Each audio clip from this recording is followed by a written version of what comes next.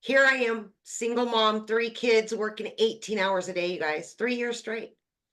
And I was just at a point in my life at 50 where I realized things just didn't go according to the plan, right? Mm. I was very disappointed in myself. I was tired of struggling. I had been in the trucking industry for over 20 years. And like Melissa was saying, I got that second job, right? So I started waitressing nights, holidays, weekend. And it's damn hard being a mom when you're working 18 hours a day.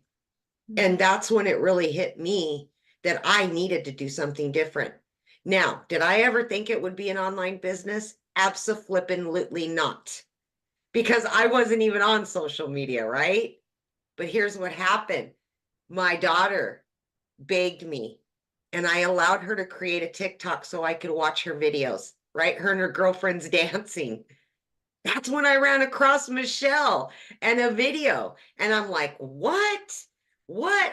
It blew me away because I didn't know anything, right? I literally had to Google what is digital marketing. I didn't know, but it blew my mind what I was learning, what I was hearing.